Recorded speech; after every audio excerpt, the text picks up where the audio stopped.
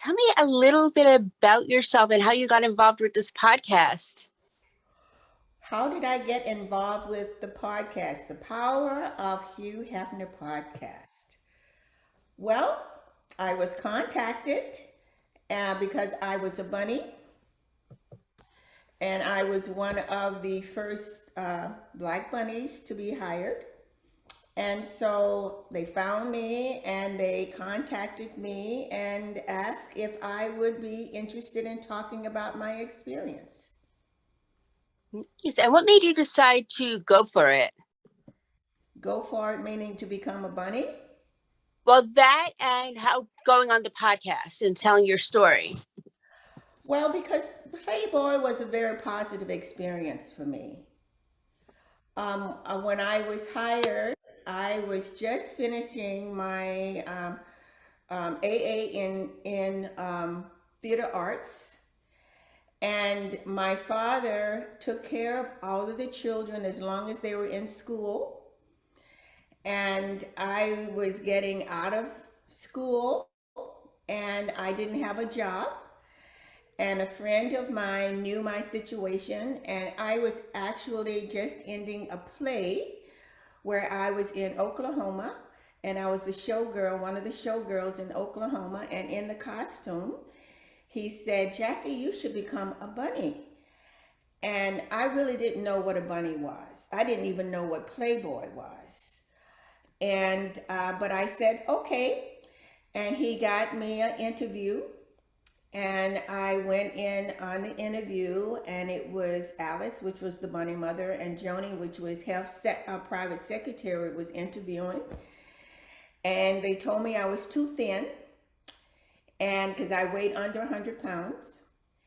And so I said, okay, well, I will gain weight. And they said, okay, we will call you. Don't call us, we'll call you. And this is back in 67. So they didn't have answering machines. Or at least I didn't have an answering machine. And so after a couple of months, because I was in summer school, after a couple of months, I went back and said, I'm sorry I wasn't around when you called me. And they sort of looked at me and said, you're still too thin. And I said, okay, I will gain weight. So I went home for the summer, and I tried to gain weight, which I did. I gained 10 pounds. And I got a call, and they said they had another interview for me. And I went back and I put on the shell, and I was hired. Wow, Not romantic, but that's how it was. that Yes. is incredible. And you made history while you were at it. How did that make you feel knowing you made history like that? Well, I didn't know there was history. People have said, you broke down walls. There was never walls. At Playboy, at Hefner didn't believe in segregation. This is in the 60s, 50s, and 60s. He didn't believe in segregation. So being hired as a black bunny, I look back and say I was hired as a black bunny, and people have said, well, you were one of the third black bunny to be hired in San Francisco and in LA. There were others from New York and Chicago, but it wasn't as though I was making history.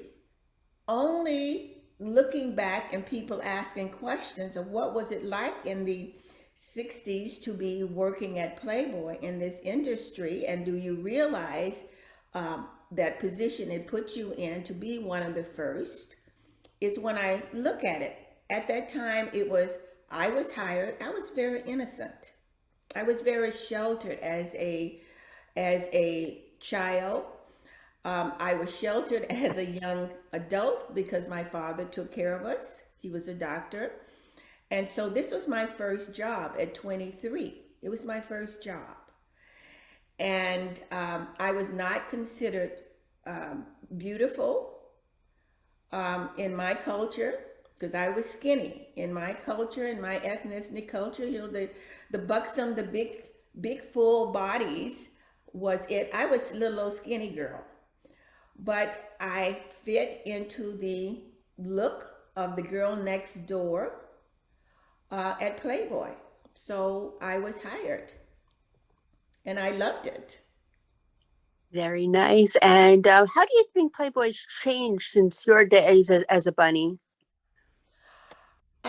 Playboy changed over the years because when Playboy, and I can only talk about um, being at the as a bunny. I can look at it as a playmate, but I can experience it as a bunny. When we first started, it was in the 50s and 60s, so we were very um, exciting to people. Think, I mean, the club, the the service, the bunnies. It was a mystique. There was the lighting, there was the music, there was the beautiful women, there were very elegant service. There was the food. We had we had entertainers, and so from the 50s and 60s, this was very different. But and we were my club was on the Sunset Strip. But as time went on, we became almost outdated compared to what was going on. They look at the bunnies. A lot of people thought the bunnies were very unclothed. Is that the term I want to use? But we were covered from our feet all the way up to our top of our breast, because we wore, most of the women, I never wore them, but most of the women wore two pairs of hose. Then we had the shell, we had our collar, we had our cuffs. The only thing that was really exposed was the arms, the top of the chest, and our face. The rest was covered. But as time went along, to go down Sunset Boulevard, you can go down and see naked women. Well, why would they want to come into the club and see people when they can go down and see naked women and naked men? It was not just naked women, it was naked men. So, trying to keep up with the excitement, they started trying to change the costumes, which they did. They changed the service in the sense that when I was trained and when I trained the ladies, and I always called them ladies because when I was growing up, I grew up in the South. And in the South, when I was growing up, and I'm 77 right now, so I grew up in the 40s and 50s. We were trained to be ladies, not women. Women were not, in my culture, was not to say that woman. That was a put down. It's a lady. So all the bunnies that I trained were ladies. And so we were actually walking bartenders, and it was a stylized service. We didn't lean over and put our breast in the people's faces. We served backwards so that it was a very elegant service. And so they wanted to start keeping up with the times, I guess. They changed the tray, they changed uh, the cocktails. For instance, if you would order a scotch and soda, for instance, for me to serve you that drink, I would have to have a shot glass. I would have to have a highball glass with just ice in it. I would have to have the garnish. And then I would have the wash on the side. And so when I would come to the table, I would mix the drink. I would mix the drink for your desire. So I would put the cocktail drink down. Close the door. I put the cocktail drink down, and then I would say, may I serve your scotch? And I would pour the scotch in. And then I would say when on your wash. And then I would pour the soda until you say it's, to stop. So I would make this drink for you. Where when they start trying to keep up with the times and changing the tables and changing the drinks and changing the glasses, then when you order the scotch and soda, when it comes back, it would be just a scotch and soda. It might be too much soda. It might be. So things changed. And for me, I didn't think it was for the best. I have been thinking about it. If the true service, the original service, Playboy, started today, I think it would be a good success because it was very elegant. It was an elegant service. It was an elegant approach to, it was a nightclub, it was a restaurant. They even had children's parties there. We had a lot of children's Easter parties. And I remember this one little girl, she was looking at me, and I said, well, this is where the bunnies go when it's not Easter. And she was just so excited about it. We would have, what is it, the bar mitzvah for the guys and whatever it's called for the ladies. I don't, for the girls. So it was a private club. Mm. That's fascinating. I never knew any of that. Mm. That's incredible. One of the things I like to say about Playboy too, from the club I was in, I've talked to the other clubs. We have reunions. I talked to the other clubs, and they didn't offer this. But at the LA club, when I started, we were encouraged to get higher education. They said you can't be a bunny for the rest of your life. So when you wanted to go to any higher education, they would pay 50% of it. Wow. And they would work your schedule around going to school. So I got my undergraduate degree when I was going to Playboy. I got my degree in interior design and art from going to Nice. Playboy. Hmm. So Wow. they I never knew encouraged, all this. yeah, yeah. They were very supportive of the ladies.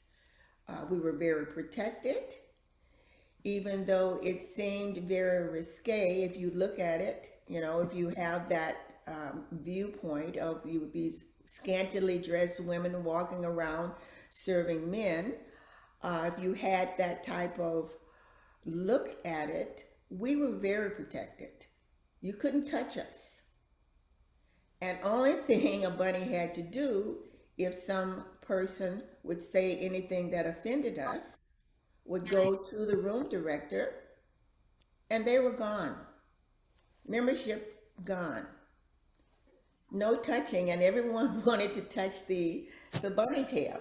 Everyone wanted to touch it. But that's something you didn't do. You didn't touch us. So we were very protected, and for that time, we made very good money for the time I was there. Um, Understand it was in the 60s, late 60s, early 70s when I was there, to the almost to the end of the 70s. But in the 60s, we got automatic 15% of the check when I started, automatically written on as your tip. And then you got cash tips on top of it. Later on, it went to 17.5% of the check. So we got minimum wage, but we made our money also from the automatic gratuity that was put it onto the check and our cash. And you made your cash by your service. The better the service, and you earned your position of working in the higher money making area by your efficiency. The more efficient you were, you go into the faster rooms, the more expensive rooms. And so the 17.5% or the 15.5%, whatever it was at that time, would go up with your service. I never knew all this. Now, would you ever consider writing a book about this? I mean, I know you're talking about this on the podcast, but would you ever consider writing a book about it? Um, no, I've I've had people ask me to write a book about my life at Playboy, my life in general. No, I have written a book though. I became a yoga teacher, and the bunnies were my some of the bunnies were my first students, and the bunnies were actually encouraged me to become a teacher. So I became certified, and that's what I do now. I'm a Iyengar teacher. In fact, I was talking to someone today and saying I I used to be the highest black certified Iyengar teacher in the world. Now I'm the second one because a friend of mine got a higher certification. You're so cute. I love you. You're the best. You are so amazing. And you look amazing for 77. What's your secret? um, Genetics and yoga. Genetics, but I think it's mostly genetics. Well, you Um, look very beautiful. Thank you. Um, Me being a bunny, there's a statement that we always say, once a bunny, always a bunny. And I grew up in Playboy. Like I said, I didn't realize I was pretty. I look at pictures of me now going, oh my God, I look like that. Oh my God. I didn't realize that. I was hired, and from being there, I accepted how I look, and I really never did accept. I never really knew it. Never really knew it. I think that sort of saved me in that world uh, that I was in. Uh, but they were very supportive of me, and when I left Playboy, we still have reunions. We still have reunions. But I became a yoga teacher. I didn't want to become an interior designer. I was offered a job in Las Vegas, and I went, oh, no, no, no, no, no. I would lose my soul in Las Vegas. No, no, no, no. So I didn't go to Las Vegas, but I wanted to teach yoga at on the college level, and so I had to get another degree. So I got my master's in psychology, so I could teach yoga. Uh, but being from as a bunny, I'm still very flamboyant. This is my look for when I teach yoga. I'm very flamboyant, um, and it came from Playboy. Some people accept me when they learn that I was a bunny. Some people, when they find out that I was a bunny, look at me as though they strip me down as I'm naked. Um, some people still get excited, and it's very interesting when a lot of men, especially, find out I was a bunny. They look at me completely differently, completely differently. But when I was teaching psychology. I said I wrote a book. I love anatomy, and I specialized in pelvic floor dysfunction for ladies. For Oh, ladies. wow. And so I wrote a book on how to deal with pelvic floor dysfunctions, especially incontinence. And because all that I did work in Playboy was a very sexual industry. I mean, it was built on sex. It gave me the freedom to be able, when I talk, to be able to talk very honestly about this issue. You know, so Playboy, um, I grew up there. It permeated my life, and I'm very grateful to have experienced, and being to be a bunny at that time was being a part of Americana. I mean, that's a part of history, to be a playboy and being a bunny at that time. It's a part of history. And I am always surprised, especially just recently, the resurgent of interest in Playboy and Bunny Dum and Hefner, um, and Hef.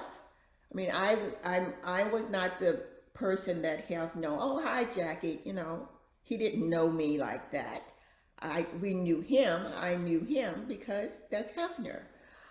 But whenever I was around him, he was a very quiet man.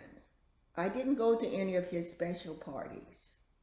You know, I went to I went to the mansion. I went to his first run movies, and I knew when to go home.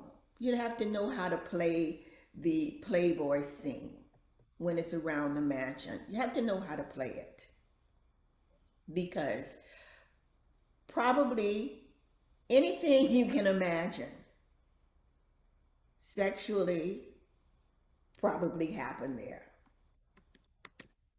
And you can choose to be a part of it or you can choose not to be a part of it. Being a part of the fantasies of whatever people think that happened at the mansion or with Hefner is not something that we had to be a part of. We didn't have to date anybody. In fact, if they found out you dated someone, you were fired. I wasn't fired. The person I was dating that worked at the club was fired. I wasn't fired because I was very good at my job. So he was fired. Or if they find out that some lady has decided that she was going to become a prostitute out of the club, if they find out that, you're gone. So the rules were very, very strict because it could have easily turned into a bordello because all the ingredients was there. Pretty women, men, rich men, unfaithful men, young men. Any combination you want to come up with. Alcohol. So if the rules were not strict and if the rules were not adhered to, that's what could have happened. And I'm sure it did happen in some ways, but on a whole, it didn't. It didn't. Most of the ladies there were taking care of their families because they made good money for that time. Made good money for that time. So, they bought homes, bought cars, went on trips, lived a happy life, invited to wonderful parties. And so it was how you played it. Yes. You are incredible. You're an incredible role model. And where can we continue to follow you on social media? Social media, I I don't have anything on social media. Oh, no Instagram or anything? No, no, only thing I have is I teach yoga and yoga classes. No, I don't have any. I never figured that out. I think I'm a lazy person in the sense that what do you say? I'm great and wonderful. What do you say? And I have friends that say, Jackie, you should be on social media, but I don't know. I mean, I I think about me. I'll tell you this story. My grandmother lived till she was 91. And I remember she lived with us. And I remember we went from the telephone where you had three numbers, you call up your answer and the operator answers. And then we went to the rotary phone, and she couldn't get the rotary phone. And I remember going, who couldn't get the rotary? Well, I'm there with the rotary phone when it comes to social media. I don't get it. I don't get it. And I don't know what to talk about. What do you think? Honestly, you're not missing a heck of a lot. So just to let you know, make you feel better. But can I show you the cover of my book? Yes, please. So this is the cover of my book. It's called A Crack in the Mass, A Humanistic Approach to Managing Incontinence. It took me 14 years to write, and it's a system to help women and sometimes men to manage their pelvic floor dysfunctions. And so, if anyone would like to find me, you can Google me for Jaki Net or Jaki Net Yoga, and then I will come up. And that's about as much of social media as I have. Wonderful. Well, it was a pleasure to speak to you, and I can't wait to hear more about you and everything you do next time. Thank you so much. I'm always happy to talk about Playboy or in yoga. You got it. Well, we'll have you on another time to talk about art and yoga. Okay. Thank you. Thank you again. You're welcome. Talk to you soon. Okay. Bye bye now. Bye.